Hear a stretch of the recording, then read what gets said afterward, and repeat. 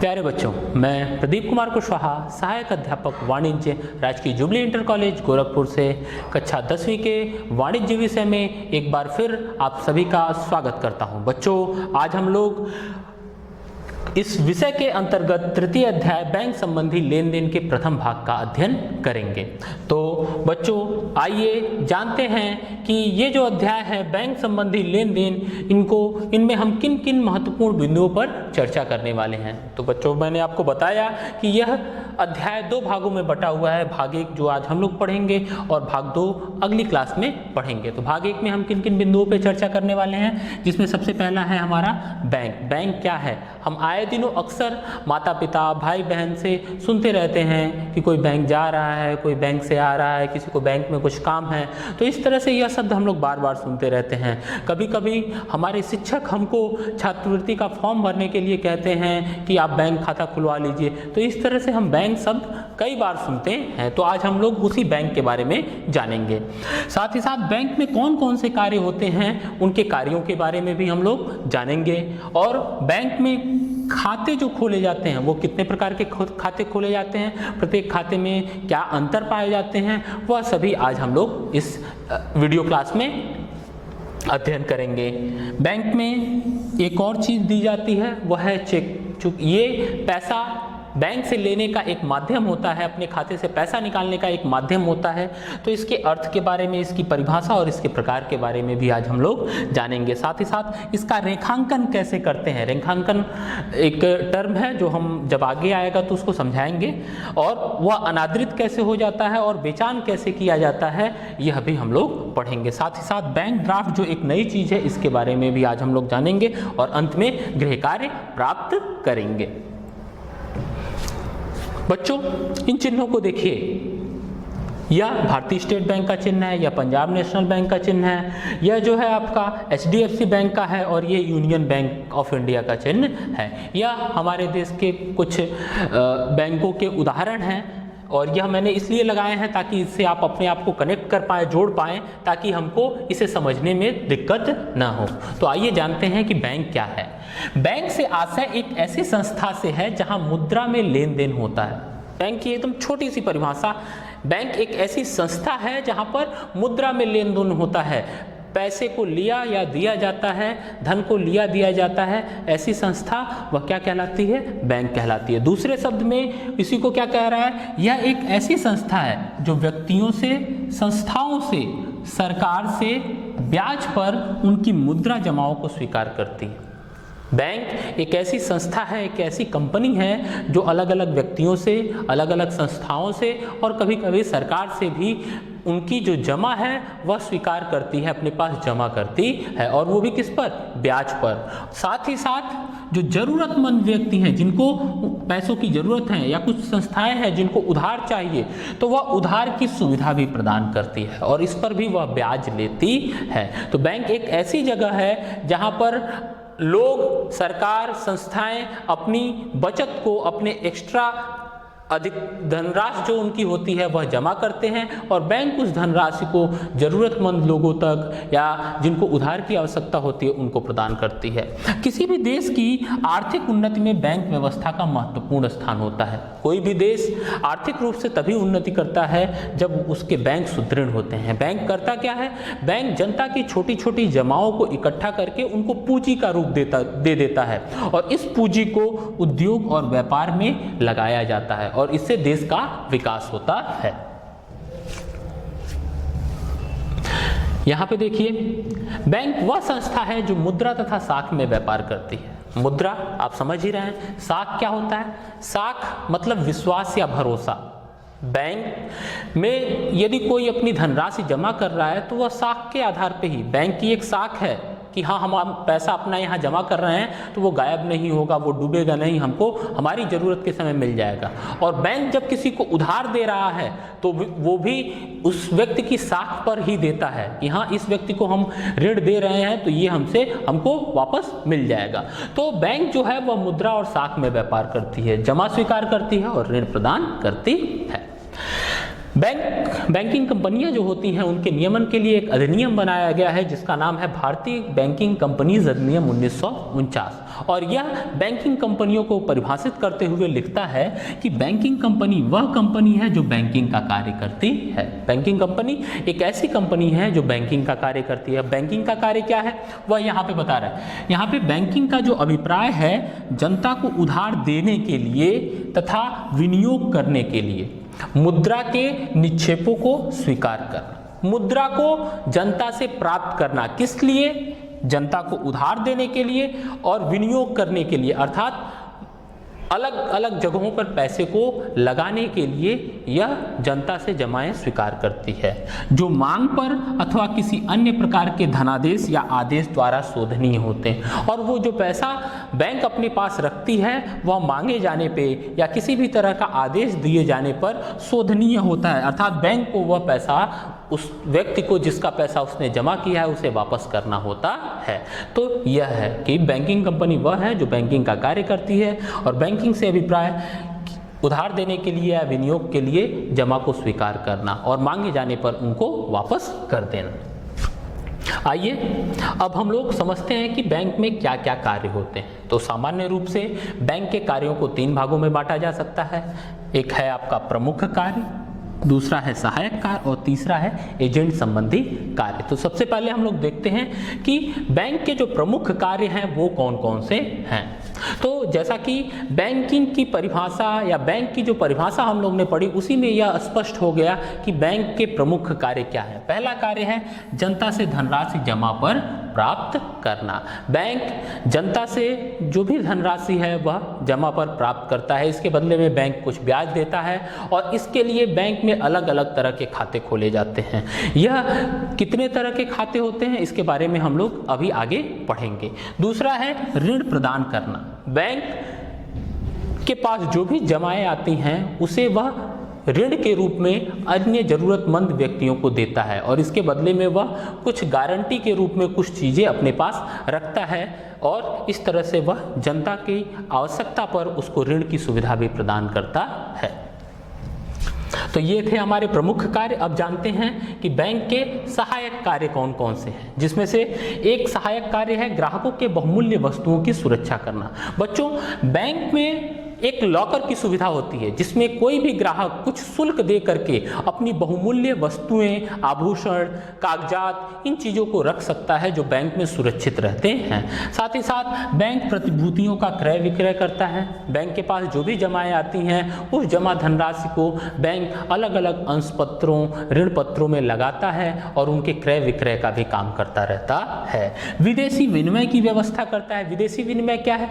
किसी एक देश की मुद्रा को दूसरे देश की मुद्रा में बदलना ही विदेशी विनिमय कहलाता है, या किसी दूसरे देश की मुद्रा को अपने देश की मुद्रा में बदलना विदेशी विनिमय कहलाता है। जैसे भारतीय रुपए को अमेरिकी डॉलर में बदलना या अमेरिकी डॉलर को भारतीय रुपए में बदलना। तो इसकी जो व्यवस्था होती है वो भी बैंक के द्वारा की जाती है और यह बैंक के सहायक कार्यों में आता है।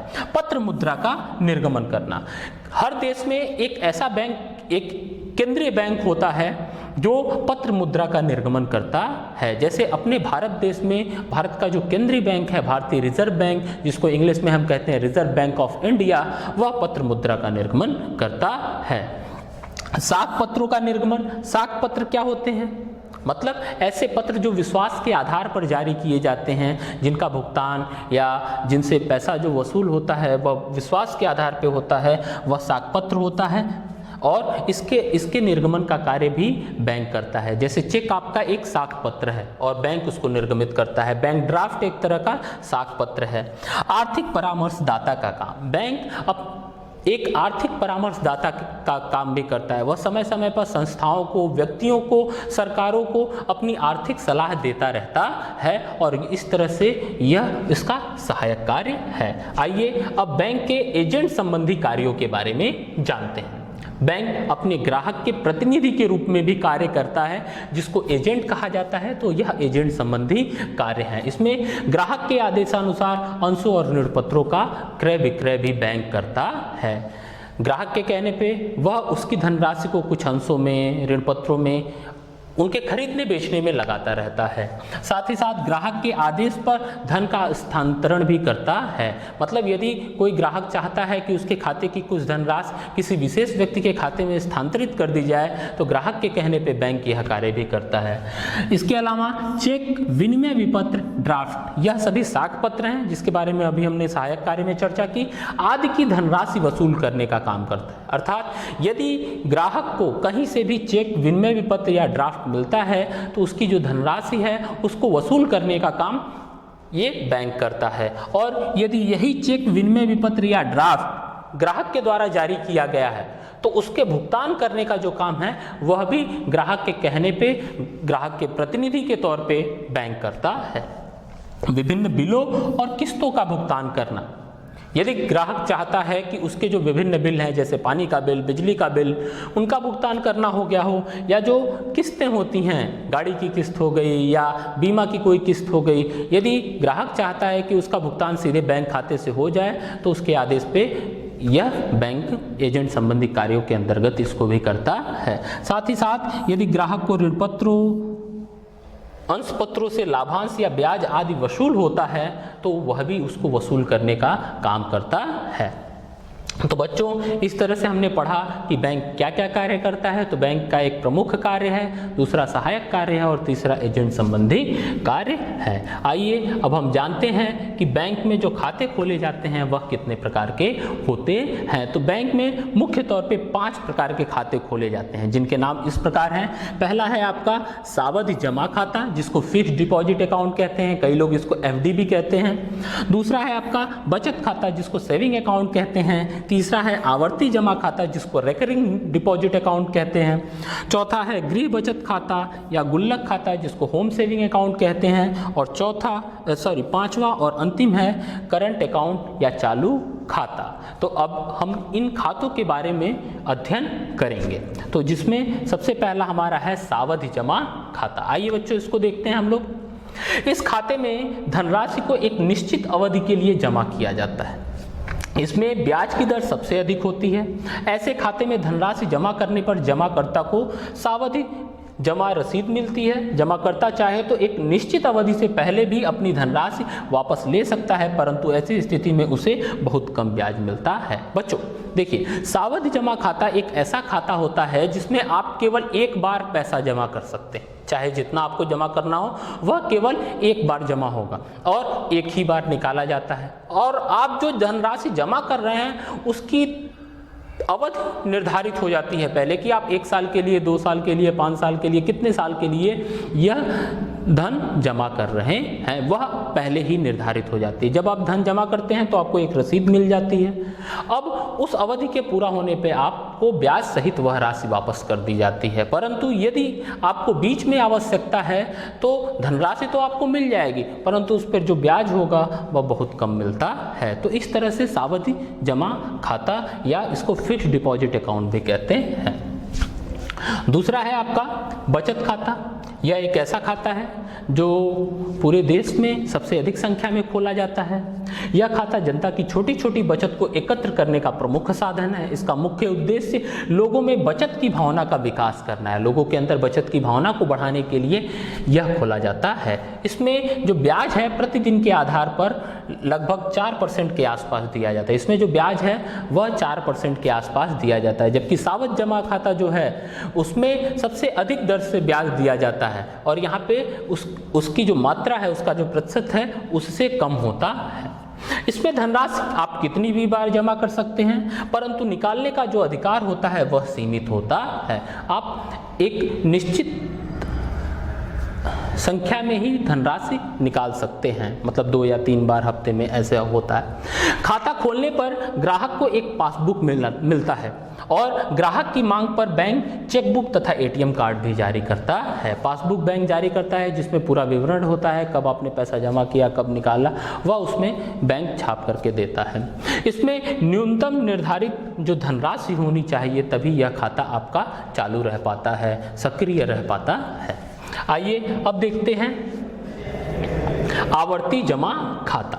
यह खाता निश्चित बचत करने वालों के लिए होता है। इस खाते की विशेषता यह है कि मासिक किस्त के आधार पर एक निश्चित अवधि के लिए यह खोला जाता है। अर्थात कोई भी ग्राहक एक निश्चित मात्रा धन की एक निश्चित अवधि पर लगातार जमा कर सकता है। मतलब हर महीने कुछ धनराशि वह इस खाते में जमा करता रहता है और वो एक निश्चित समय के लिए होता है, और वह जब समय अवधि पूरी होती है तो ग्राहक को ब्याज सहित वह धनराशि वापस कर दी जाती है। ऐसे खाते मुख्य तौर पे छोटी छोटी जो परचून की दुकान है, नाई की दुकान है और अन्य छोटी छोटी जो दुकानें होती हैं, पान वाला, ये लोग खोलते हैं और वह अपनी प्रतिदिन की आमदनी से कुछ पैसा इकट्ठा करके हर महीने इस खाते में डालते रहते हैं।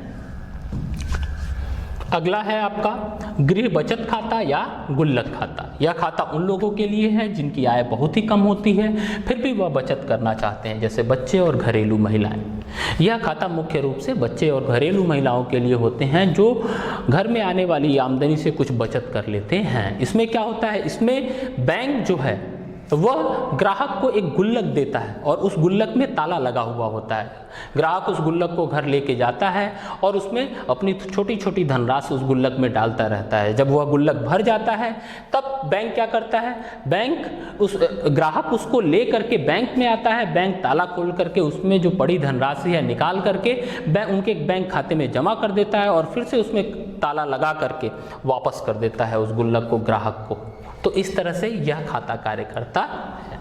और अंत में पांचवा और सबसे महत्वपूर्ण जो खाता है वह है चालू खाता, जिसको हम लोग करेंट अकाउंट भी कहते हैं। यह खाता प्रायः व्यापारियों के द्वारा खोला जाता है। जो व्यापारी हैं वह इस खाते को खोलते हैं। इसमें धनराशि जमा करने और निकालने पर कोई प्रतिबंध नहीं होता है। इसमें आप दिन भर में कितनी भी बार धनराशि जमा कर सकते हैं और कितनी भी बार निकाल सकते हैं, परंतु इस खाते पर कोई ब्याज नहीं दिया जाता। इसमें ब्याज नहीं मिलता है, यदि मिलता भी है तो बहुत ही कम मिलता है। इस खाते के साथ बैंक चेकबुक भी देता है और इस खाते पर बैंक कभी कभी अधिविकर्ष की सुविधा भी देता है। बैंक कभी कभी अधिविकर्ष प्रदान करता है। यह अधिविकर्ष क्या है? बैंक अधिविकर्ष, जिसका बैंक में चालू खाता हो उसमें जमा रकम से अधिक रकम निकालने की बैंक द्वारा दी गई आज्ञा को ही बैंक अधिविकर्ष कहते हैं। अर्थात आपके खाते में जितनी धनराशि है उससे अधिक यदि बैंक आपको निकालने की अनुमति दे रहा है तो वह बैंक अधिविकर्ष कहलाता है। और ऐसी आज्ञा बैंक केवल उन्हीं ग्राहकों को देता है जिन पर बैंक को विश्वास होता है, और यह सुविधा चालू खाते में प्रदान की जाती है। इस सुविधा को प्रदान करने के बदले बैंक द्वारा जितना रुपया व्यापारी को अधिक दिया जाता है उस पर बैंक व्यापारी से ब्याज वसूल करता है। बैंक इसके लिए व्यापारी से कुछ ब्याज भी लेता है। तो यह होता है आपका चालू खाता, जिसे व्यापारी अक्सर खोलते हैं। अब हम जानते हैं कि चेक क्या है। अलग अलग तरह के खातों को पढ़ते हुए हमने चेक बुक या चेक के बारे में सुना, तो चेक आखिर में है क्या उसको समझते हैं। चेक एक तरह का शर्त रहित, अर्थात इसमें किसी भी तरह की कोई शर्त नहीं होती है, आदेश पत्र है, आज्ञा दी जा रही है, किसी को आदेश दिया जा रहा है। किसको आदेश दिया जा रहा है? यह आदेश बैंक को दिया जाता है। किस बैंक को? जिसमें आपका खाता खुला हुआ है। और कौन दे रहा है? उसको लिखने वाला आज्ञा देता है। कैसे? अपना सिग्नेचर करके, कि जिसके द्वारा बैंक को यह आदेश दिया जाता है कि वह चेक में लिखी धनराशि चेक में लिखित व्यक्ति को अथवा ग्राहक को स्वयं भुगतान करे।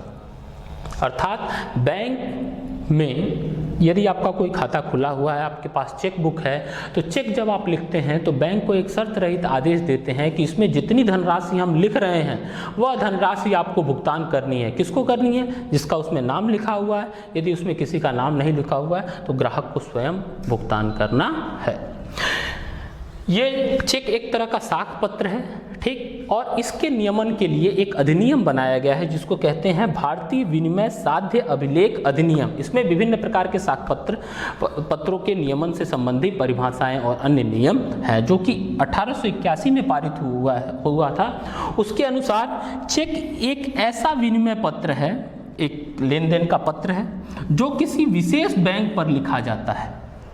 किसी विशेष बैंक मतलब जिसमें आपका खाता खुला हुआ है, और स्पष्ट रूप से मांग किए जाने के अतिरिक्त अन्य किसी प्रकार से देय नहीं होता है। मतलब जब तक स्पष्ट रूप से आप उसमें डिमांड नहीं करते कि हमको इतनी धनराशि चाहिए या इस व्यक्ति को इतनी धनराशि दे दीजिए, तब तक यह देय नहीं होता है।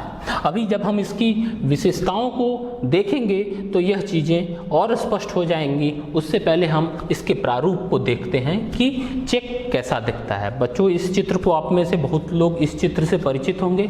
यह एक चित्र का प्रारूप है जिसमें ऊपर बैंक का नाम लिखा हुआ है, जिसका खाता खुला हुआ है उसका पता है।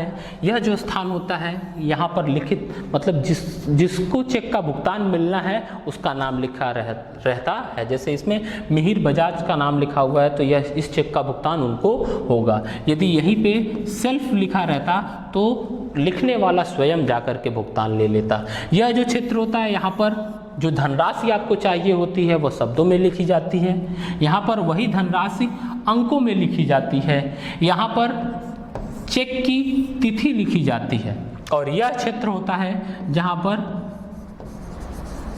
सिग्नेचर किया जाता है, लेखक के हस्ताक्षर होते हैं और उसी से इसका भुगतान होता है। यह खाते का स्थान है। तो इस तरह से आपने चेक का प्रारूप देखा।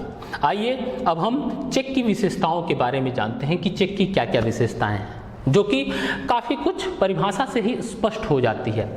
पहला लिखित है और आज्ञा पत्र। यह लिखित रूप से होता है, मौखिक नहीं होगा। आज्ञा पत्र है मतलब हम आदेश दे रहे हैं बैंक को।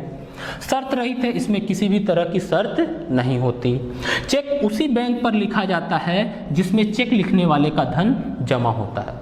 यह उसी बैंक पे लिखा जाएगा जहां पर चेक लिखने वाले का धन जमा होता है। जिस बैंक में आपका खाता खुला हुआ है उसी बैंक पर आप चेक लिख सकते हैं। इस पर निकालने की जो धनराशि है वह अंकों और शब्दों दोनों में स्पष्ट रूप से लिखी होती है। अंक में भी लिखते हैं, शब्द में भी लिखते हैं, और दोनों जगह एक ही धनराशि लिखते हैं। और इसमें लेखक के वही हस्ताक्षर होते हैं जो खाता खोलने के वक्त नमूने के तौर पर आपने किया था। जब आपने बैंक में खाता खोला था उस समय जो सिग्नेचर की थी आपने, वही सिग्नेचर इस चेक पर भी होता है। साथ ही साथ इस पर तिथि अवश्य रूप से लिखी होनी चाहिए। अब हम चेक के प्रकार के बारे में जान लेते हैं। चेक मुख्य रूप से 3 प्रकार के होते हैं। वाहक चेक एक ऐसा चेक होता है जिसका भुगतान उसमें लिखे व्यक्ति को या जो कोई भी उसे बैंक में प्रस्तुत करता है उसे कर दिया जाता है। इसका भुगतान गलत व्यक्ति को होने पर बैंक उत्तरदायी नहीं होता है, इसलिए वाहक चेक सुरक्षा की दृष्टि से अच्छा नहीं होता है। यहाँ पे शब्द देखिए, वाहक चेक। वाहक चेक का मतलब क्या हो गया? ऐसा चेक जिसे जो कोई भी व्यक्ति बैंक में लेकर जाएगा, बैंक उसको भुगतान कर देगा।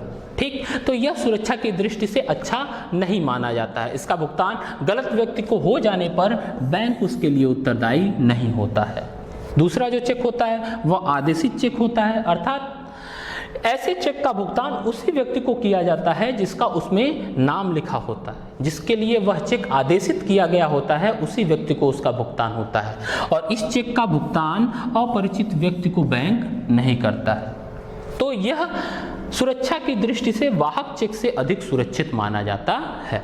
और अगला है रेखांकित चेक। जब चेक के मुख्य पृष्ठ पर बाईं ओर 2 समांतर तिरछी रेखाएं खींच दी जाएं तो ऐसा चेक रेखांकित चेक कहलाता है। ठीक, अभी हम लोग इसको और अच्छे से समझेंगे। जिसका भुगतान बैंक की नगद नहीं हो सकता, बैंक रेखांकित चेक का भुगतान प्राप्तकर्ता के खाते में करता है। जो रेखांकित चेक होता है इसका भुगतान कहाँ पे किया जाता है? बैंक खाते में ही किया जाता है, नगद रूप से इसका भुगतान नहीं किया जाता। इसलिए यह सुरक्षा की दृष्टि से बहुत महत्वपूर्ण होता है, सुरक्षा की दृष्टि से बहुत अच्छा माना जाता है। अब इसका रेखांकन कैसे करते हैं वह यहाँ पे लिख रहा है। मुख्य पृष्ठ पर बाईं ओर 2 समांतर तिरछी रेखाएं खींची जाती हैं। अभी इसको हम लोग देख लेते हैं। देखिए, चेक के रेखांकन के बारे में, इसका रेखांकन 2 प्रकार से होता है। एक होता है आपका साधारण रेखांकन, जिसके बारे में परिभाषा में लिखा था। चेक की बाईं तरफ 2 तिरछी लाइनें ऐसे हम खींच देते हैं। ठीक, यदि दो तिरछी लाइनें खींच सकते हैं समांतर, या उसमें उसके अंदर अकाउंट पेई ओनली लिख सकते हैं, या नॉट नेगोशिएबल कुछ भी लिख सकते हैं। तो इस तरह से ये एक तरह का साधारण रेखांकन हो गया। विशेष रेखांकन में क्या होता है, इन्हीं दोनों तिरछी लाइनों के बीच में किसी विशेष बैंक का नाम लिख दिया जाता है। तो यह जो रेखांकन होता है विशेष बैंक का विशेष रेखांकन हो गया, और इसका जो भुगतान होता है उसी बैंक में किया जाता है। आइए देखते हैं, यह आदेशित चेक का प्रारूप है जो हम लोगों ने देखा था। यदि हम यहाँ पे दो लाइनें खींच दें तो यह चेक रेखांकित हो गया। अब इसका जो भुगतान होगा वह नगद न हो करके खाते में इसका भुगतान होगा। तो यहाँ पे हम दो तिरछी लाइनें खींच सकते हैं, या उनके बीच में अकाउंट पेई ओनली भी लिख सकते हैं। यदि हम ये देखिए वाहक चेक का प्रारूप है जहाँ पे सेल्फ लिखा हुआ है, इसको भी ऐसे यदि हम डबल क्रॉस कर दें तो यह रेखांकित हो गया। यदि इसके बीच में हम पीएनबी लिख दिए तो इसका भुगतान कहाँ पे होगा, पंजाब नेशनल बैंक के ही खाते में होगा, यह नगद रूप से नहीं मिलेगा। तो इस तरह से अब जानते हैं चेक का अनादरण। चेक का अनादरण बच्चों क्या है, जब बैंक किसी कारणवश किसी चेक का भुगतान करने से मना कर देता है तो उसे चेक का अनादरण कहा जाता है। मतलब बैंक ने किसी कारणवश कह दिया कि मैं इस चेक का पेमेंट नहीं कर सकता, तो वह चेक अनादरित हो गया है। ऐसा किन परिस्थितियों में होता है, सबसे पहला है यदि उसमें कोई तिथि नहीं लिखी गई हो। यदि चेक में तिथि लिखी ही नहीं गई है तो वो चेक अनादरित हो जाएगा। या कोई अगली तिथि लिखी गई हो, मतलब जिस दिन चेक को बैंक में प्रस्तुत किया गया उसके आगे की कोई तिथि लिखी गई है तो वह चेक अनादरित हो जाएगा, उसका भुगतान नहीं होगा। यदि चेक 3 माह से पूर्व की तिथि का है, अर्थात 3 महीने पहले से भी पहले की कोई यदि तिथि लिखी गई है तो बैंक उसका भुगतान करने से मना कर देता है। अर्थात कि कोई भी चेक 3 महीने तक ही वैध होता है। चेक पर किए गए जो हस्ताक्षर हैं बैंक में रखे गए नमूने के हस्ताक्षर से यदि भिन्न है तब भी चेक अनादरित हो जाता है। उसके शब्दों और अंकों की जो धनराशि है उसमें किसी प्रकार की यदि भिन्नता है तब भी चेक अनादरित होगा और बैंक उस चेक का भुगतान करने से मना कर देता है। यदि चेक कटा फटा है तब भी इस स्थिति में भी बैंक चेक का भुगतान करने से मना कर देता है। और एक और स्थिति है, यदि चेक जिसने भी लिखा है उसके खाते में यदि पर्याप्त धनराशि नहीं है तो ऐसी स्थिति में भी वह चेक अनादरित हो जाता है। तो इस तरह से हम लोगों ने समझा कि चेक का अनादरण क्या होता है। आइए अब जानते हैं चेक का बेचान क्या होता है। जब व्यापारी चेक का भुगतान स्वयं न लेकर के किसी अन्य व्यक्ति को दिलाना चाहे तो उसे चेक का बेचान कहते हैं। इसके लिए चेक की पीठ पर व्यापारी किसी अन्य को भुगतान करने का आदेश लिखकर हस्ताक्षर कर देता है। जैसे एक राम है, राम के पास श्याम से प्राप्त चेक है, मतलब मैं राम और मुझे श्याम ने एक चेक दिया और जिसका भुगतान राम मोहन को दिलाना चाहता है, और मैं चाहता हूं कि मतलब श्याम ने मुझे एक चेक दिया और मैं चाहता हूं कि मैं वह चेक मोहन को दे दूं, तो मैं उस चेक का बेचान करूंगा और इसके लिए चेक के पीछे मोहन के पक्ष में बेचान करते हुए लिखूंगा कि मोहन को भुगतान किया जाए और वहां पे अपनी सिग्नेचर कर दूंगा। तो इस तरह से चेक का बेचान कर दिया जाता है। अर्थात मुझे कोई चेक मिला, उसका भुगतान मैं स्वयं न लेकर के मैंने किसी और व्यक्ति को वह चेक दे दिया, तो वह चेक का बेचान कहलाता है। अब जानते हैं बैंक ड्राफ्ट क्या होता है। यह एक नया टर्म है बच्चों। यह एक शर्त रहित आज्ञा पत्र होता है। चेक की तरह यह भी शर्त रहित और आज्ञा पत्र है, परंतु इसमें एक बैंक किसी दूसरे बैंक को अथवा अपनी ही किसी शाखा को आज्ञा देता है। मतलब एक बैंक किसी अन्य बैंक पे यह आज्ञा पत्र लिखता है या एक बैंक अपनी ही किसी शाखा को यह आज्ञा देता है कि एक निश्चित धनराशि एक निश्चित व्यक्ति को आदेशानुसार भुगतान कर दे। मतलब एक निश्चित धनराशि एक निश्चित आदमी को आपको भुगतान करनी है। यह आदेश कौन दे रहा है? बैंक। किसके लिए? दूसरे बैंक को या अपने ही बैंक के किसी अन्य शाखा को। बैंक ड्राफ्ट कोई भी व्यक्ति बैंक से निश्चित कमीशन और धनराशि देकर के प्राप्त कर सकता है। कोई भी व्यक्ति बैंक में जा करके धनराशि और कमीशन दे करके बैंक ड्राफ्ट बनवा सकता है और एक स्थान से दूसरे स्थान को तक रुपया सुविधापूर्वक भेजने के लिए यह बैंक ड्राफ्ट काम आता है। साथ ही साथ जो शैक्षणिक संस्थान हैं वह धनराशि लेने में बैंक ड्राफ्ट की मांग करते हैं। यह सुरक्षित माना जाता है। तो बच्चों, आज की इस वीडियो क्लास में हमने सीखा कि बैंक क्या है। बैंक वह है जो मुद्रा के लेन देन का कार्य करती है। इसके कार्यों के बारे में हम लोगों ने जाना कि मुख्य कार्य हैं, सहायक कार्य हैं, एजेंट संबंधी कार्य हैं। यह मुख्य कार्य में जमा स्वीकार करता है, ऋण प्रदान करता है। साथ ही साथ हम लोगों ने जाना कि बैंक में कितने तरह के खाते खोले जाते हैं। तो सावधि जमा खाता होता है जिसमें सबसे अधिक ब्याज मिलता है, एक निश्चित समय के लिए होता है। बचत खाता जो सबसे अधिक संख्या में देश भर में खोला जाता है, इसमें ब्याज की राशि कम होती है। आवर्ती जमा खाता जिसे छोटे छोटे दुकानदार खोलते हैं और हर महीने एक निश्चित किस्त की दर से पैसे जमा करते रहते हैं। चालू खाता व्यापारियों के लिए होता है और व्यापारी इसको खोलते हैं। और गृह गुल्लक खाता जिसे घरेलू महिलाएं या बच्चे के लिए खोला जाता है। साथ ही साथ हम लोगों ने जाना कि चेक क्या होता है। एक शर्त रहित आज्ञा पत्र है जिसमें लेखक बैंक को आदेश देता है कि एक निश्चित धनराशि का भुगतान लिखित व्यक्ति को या उसे स्वयं करे। इसकी परिभाषा और इसके प्रकार के बारे में भी हम लोग ने जाना। साथ ही साथ जाना कि चेक का रेखांकन कैसे करते हैं। तो बाईं तरफ 2 तिरछी लाइनें समांतर खींच करके इसका रेखांकन किया जाता है। इसके अनादरण के बारे में जाना कि किन परिस्थितियों में चेक अनादरित हो जाता है, कैसे उसका बेचान करते हैं, ये भी हम लोगों ने सीखा। और बैंक ड्राफ्ट क्या होता है यह भी हम लोगों ने जाना। तो बच्चों, आशा करता हूं कि यह पाठ आपके समझ में आया होगा। अब यहाँ पर आपके लिए कुछ गृह कार्य है जिसे आप नोट कर लें और इसे करने का आप प्रयास करेंगे। ठीक, तो अगली वीडियो क्लास में हम इसी पाठ के दूसरे भाग के साथ उपस्थित होंगे और फिर उसमें जानेंगे कि बैंक संबंधी लेन देन और उनका लेखा कैसे किया जाता है। धन्यवाद।